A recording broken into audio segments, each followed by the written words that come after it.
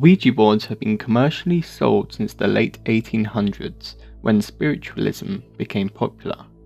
Many films have incorporated Ouija boards into their films as key plot points, for example Ouija. The game itself is pretty simple. You will have a board with numbers and letters on it, as well as a planchette which will act as the gateway for the spirits. You have to then place your fingers on the planchette, and then the spirit will move it according to the question you will ask. And when you are finished, you will have to move it to the goodbye area to end the session. The rules say that you should never play the game alone. This is apparently for safety reasons. Another rule is to never mention God, because it is generally believed that all entities contacted through the Ouija board are evil.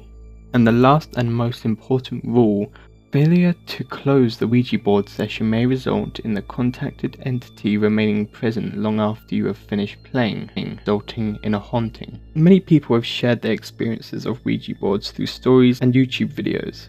However, I will be trying to the best of my ability to debunk the Ouija board.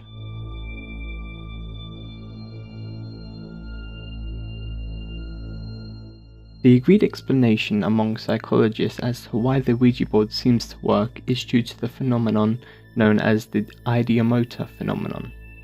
It is very similar to the psychological effect of pareidolia, where you are perceiving a familiar pattern where in fact there is none. Pareidolia could explain some Ouija board instances where you are only seeing what you want to see, and therefore influencing the planchette to go to the answer you want it to be. For example, when you hear a noise after watching a scary movie and you're convinced it's a ghost. Ideomotor works very similar to that, where it is thought that the planchette is being moved by your unconscious mind, and this is why many people report that they didn't move it. As well as that, under controlled conditions, Ouija boards have been proven not to work, proven by many illusionists like Darren Brown and Penn and Teller, who have both provided proof that moving the planchette is all psychological and not spiritual.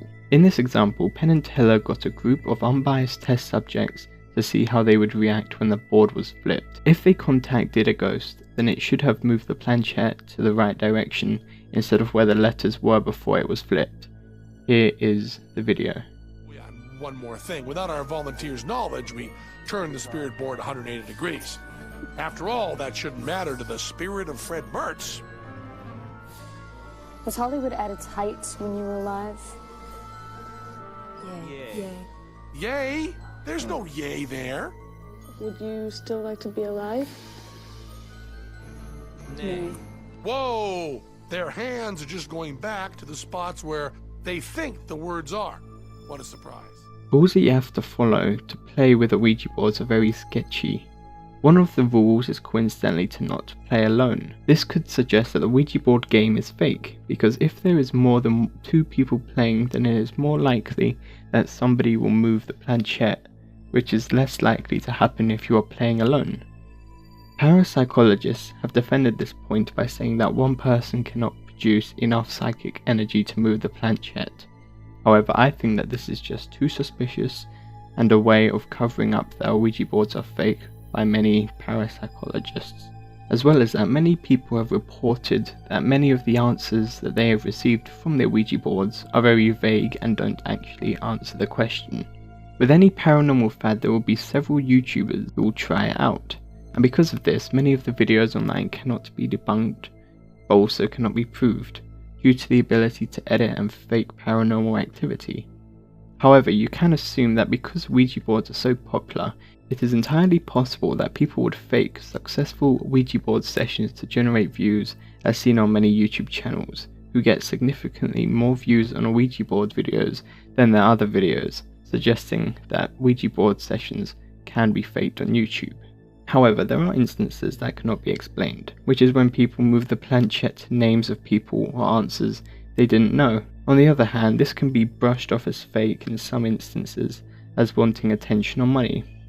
For example, Ghost Adventures, who might fake an Ouija board session to not disappoint people who are watching at home. But there are stories that show that Ouija boards could be real, and although I have provided factual evidence against the Ouija board, I am not dismissing that it could be real, because there are things out there that science cannot explain.